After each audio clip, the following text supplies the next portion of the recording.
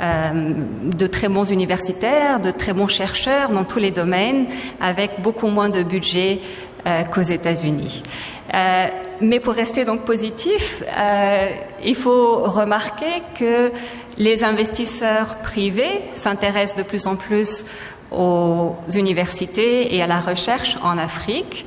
Et Monsieur Kazadi, je vais vous demander quel est votre avis sur le modèle de financement peut-être idéal ou presque du système et du développement du système africain de formation professionnelle et de formation universitaire. Merci beaucoup Myriam pour la parole. Je tiens à remercier la TABC pour m'avoir associé à ces panels dont l'enjeu est très très fort et très passionnant. Tout d'abord, quand on parle du capital humain, derrière cette idée, mais l'ambition est de faire de l'investissement dans l'humain. Et l'investissement dans l'humain qui doit être fait par chaque pays doit être fait en choisissant, en suivant la vision et la stratégie qui a été définie par chaque pays. Alors, en posant la question sur les financements aujourd'hui, il n'y a pas un financement qui est prépondérant qu'un autre. Donc, le financement, que ce soit public et privé, aujourd'hui, ça va de pair. Mais je commencerai par les financements publics. Les financements publics, en fait, c'est celui qui est en mesure de mettre un cadre ou développer de projets, développer des politiques qui vont en fait rassurer que les fonds privés puissent venir en appui ou pallier en fait des situations financières ou organisationnelles que l'État ne peut pas faire. Toujours encore dans la responsabilité de l'État, dans plusieurs pays africains que j'ai pu visiter, vous allez voir qu'il y a 10 ans, 20 ans, ces pays-là n'avaient pas le même taux de démographie. Alors, aujourd'hui, 10 ans, 20 ans, vous avez par exemple pour la ville de Kinshasa, vous avez 13 millions d'habitants, mais la stratégie de l'éducation n'a pas été revue, n'a pas été révisitée. Ce qui fait que les fonds publics qui ont été alloués pour la recherche, par exemple, est demeuré le même, alors que les enjeux et la démographie est en train d'accélérer. Et c'est ce qui fait que l'État est en arrière par rapport à sa propre stratégie d'éducation. Et quand l'État lui-même ne prend pas cette question au cœur de sa stratégie et de sa mise dans le renouvellement de sa vision, c'est très difficile pour le secteur privé que nous sommes pour venir en appui de la stratégie qui n'est pas mise à jour. Alors, je voulais justement prendre un exemple parce que moi je suis dans le secteur privé. Vous trouverez par exemple en Côte d'Ivoire, il y a quelques années, Orange a construit un très bon projet, il a mis en place un très bon projet qu'on appelait Orange Fab Lab. Mais ces projets, quel que soit l'impact qu'il a pu produire après, mais ces projets ne pouvaient pas donner l'impact parce que la stratégie en amont qui a été définie par les gouvernements, l'écosystème qui a été mis en place ne pouvait pas permettre à ce qu'il y ait l'impact sur l'appui du privé. Donc, il est de la responsabilité pour moi que ceux qui sont appelés à la destination de tous nos pays africains puissent de façon urgente redéfinir la vision et la stratégie de l'éducation, parce que cette vision qui n'a pas été définie pendant plusieurs années n'est pas aujourd'hui adéquate par rapport à la nouvelle dynamique mondiale. Je vous donne un exemple simple. Pendant 2 ans de Covid, moi qui est dans le secteur télécom, nous avons beaucoup travaillé à la maison.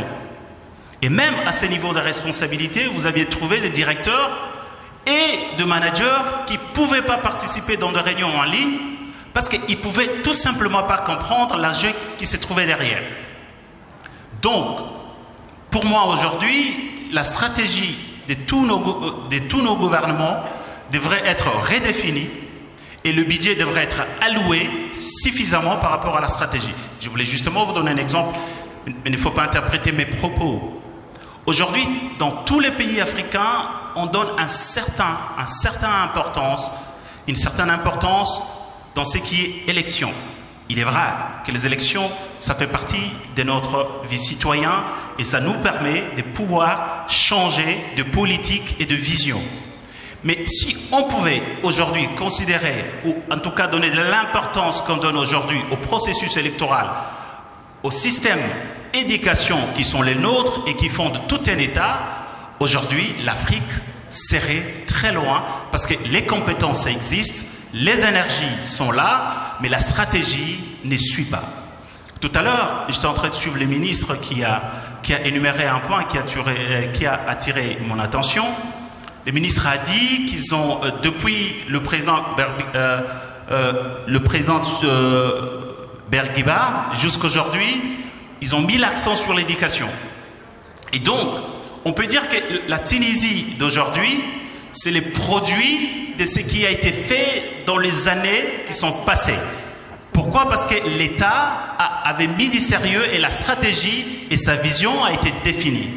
Est-ce qu'aujourd'hui, cette stratégie est restée la même ou cette stratégie est en train d'être mise en jour par rapport aux enjeux à venir? C'est toute la question qu'il faut se poser.